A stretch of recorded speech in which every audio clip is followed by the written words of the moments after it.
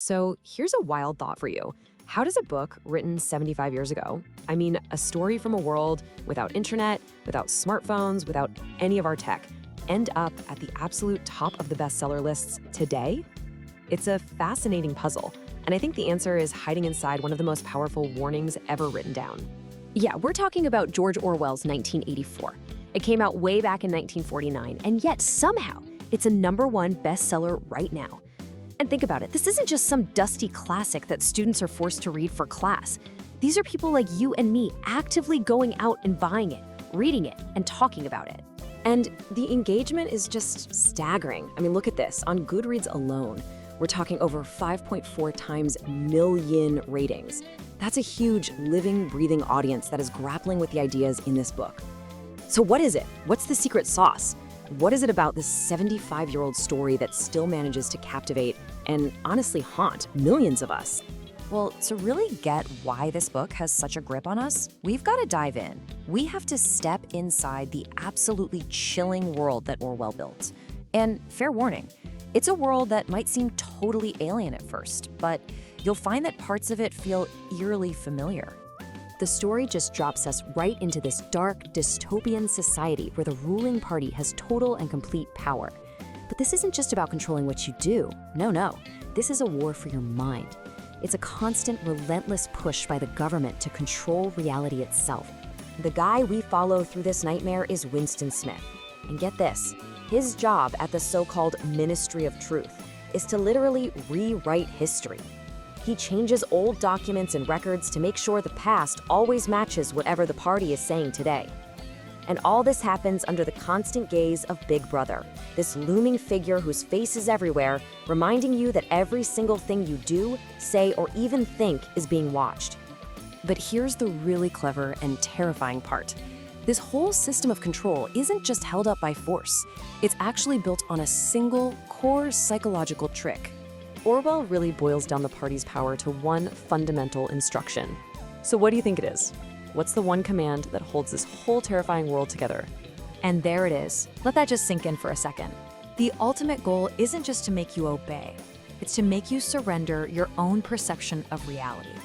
If the party says 2 + 2 = 5, you don't just have to say it, you have to believe it.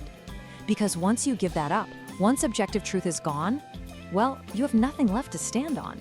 And the way they enforce this is with a truly insidious invention, thought crime.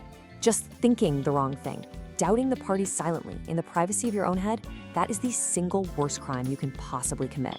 It's what makes true rebellion almost impossible, because the battle is already lost inside your own skull. And this, right here, is where the book stops being just a disturbing story and becomes what so many people call a chilling prophecy. The reason its ideas feel so incredibly relevant is because these methods of control they hit a little too close to home with our modern anxieties about information, truth, and what's real. You can almost see it as a 3-step trap.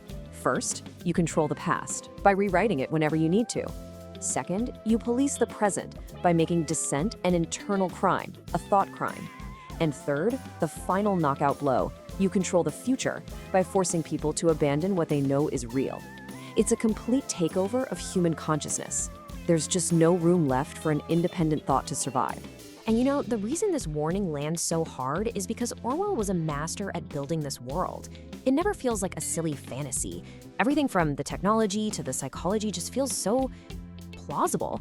It's terrifyingly convincing, and that's exactly why its lessons stick with you long after you finished it. So that brings us to the book's real, lasting legacy. Because it's so much more than just a good story.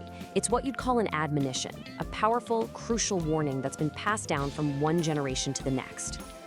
And this quote just nails it. This gets right to the heart of that puzzle we started with. The warnings in this book about surveillance, about propaganda, about the twisting of truth, they don't get weaker over time. It's the opposite. As our world gets more complex, more technological, the warnings just seem to get sharper, more urgent. So, we're left with this big question, right? Why does this old book feel less like history and more like a potential roadmap for today? I think maybe it's because Orwell wasn't really trying to predict the future with flying cars and stuff. He was dissecting something timeless, the weaknesses of human society and the never-ending temptation of absolute power. For 75 years, 1984 has been our culture's shorthand for tyranny and a powerful defense of our right to think for ourselves. It's a reminder that the most fundamental freedom we have is the freedom to look at the world and say that 2 + 2 make 4. It remains a startling, a haunting, and an absolutely essential read. The link to this book is in the video description.